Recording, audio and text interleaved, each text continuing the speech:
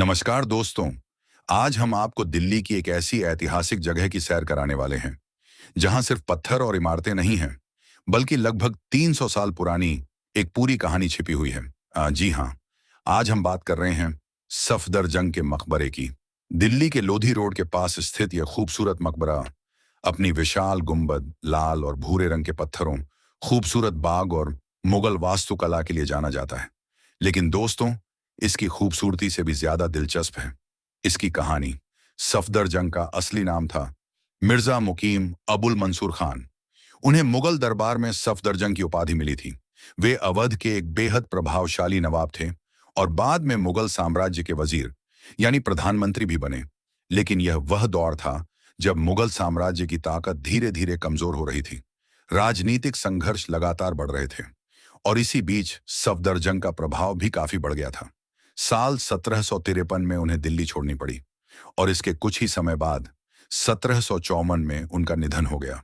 उनके बेटे शुजाउद्दौला ने अपने पिता की याद में दिल्ली में इस शानदार मकबरे का निर्माण करवाया और यहीं से शुरू होती है सफदरजंग के मकबरे की वास्तुकला की खूबसूरत कहानी। दोस्तों, ये सिर्फ एक मकबरा नहीं है, ये एक पूरा मुगल गार्डन टॉम कॉम्प्लेक्स है। इसका पूरा परिसर पारंपरिक चार बाग शैली में बनाया गया है।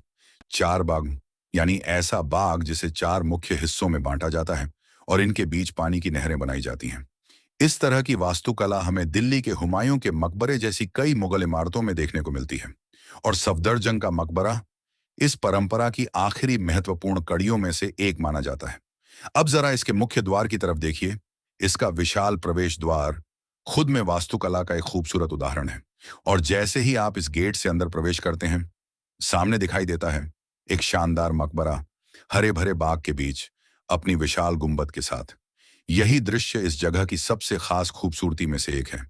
लाल और भूरे रंग के पत्थरों के बीच सफेद संगमरमर की सजावट, ऊंची मेहराबें, विशाल गुंबद और चारों तरफ बनी मीनारनुमा संरचनाएं मिलकर इस मकबरे को एक बेहद भव्य रूप देती हैं। मुख्य इमारत एक ऊंचे चबूतरे पर बनी है और इसके बीच में बना विशाल गुंबद दूर से ही लोगों का ध्यान अपनी तरफ खींच लेता है। जब आप मकबरे के अंदर जाते हैं तो इसके केंद्रीय कक्ष के नीचे भूमिगत कक्ष में सफदरजंग और उनकी पत्नी अमत, जहां बेगम की कब्रें स्थित हैं। लेकिन दोस्तों, यहां सिर्फ मुख्य मकबरा ही देखने लायक नहीं है। इस पूरे परिसर में कई छोटी बड़ी संरचनाएं भी हैं। इनमें जंगली महल, मोती महल और बादशाह पसंद जैसे खूबसूरत नाम वाली इमारतें शामिल हैं। परिसर में एक मस्जिद और दूसरी संरचनाएं भी मौजूद हैं।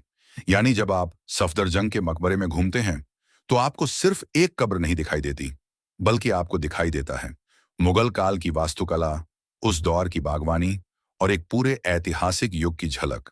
लेकिन सफदरजंग का मकबरा हमें इतिहास का एक और महत्वपूर्ण पहलू बताता है।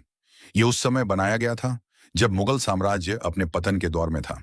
इसलिए इसकी वास्तुकला में हमें पुराने मुगल वैभव की झलक तो दिखाई देती है, लेकिन साथ ही उस दौर में बदलते राजनीतिक और स्थापत्य माहौल की छाप भी दिखाई देती है। इसी वजह से सफदरजंग का मकबरा दिल्ली के इतिहास में एक खास स्थान रखता है।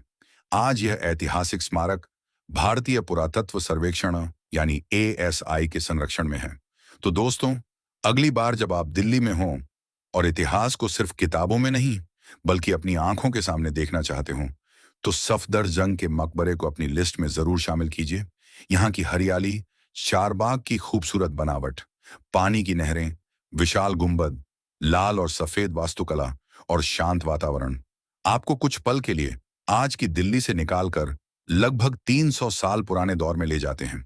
और शायद यही किसी ऐतिहासिक स्मारक की सबसे बड़ी खूबसूरती होती है।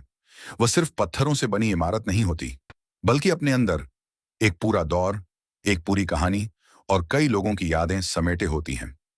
मैं उम्मीद करता हूं कि आपको सफदरजंग के मकबरे की यह ऐतिहासिक यात्रा पसंद आई होगी। अगर आपको दिल्ली की ऐसी ही ऐतिहासिक और अनसुनी जगहों के बारे में जानना पसंद है, तो हमारे साथ जुड़े रहिए। फिर मिलेंगे एक और ऐतिहासिक कहानी के साथ। नमस्कार।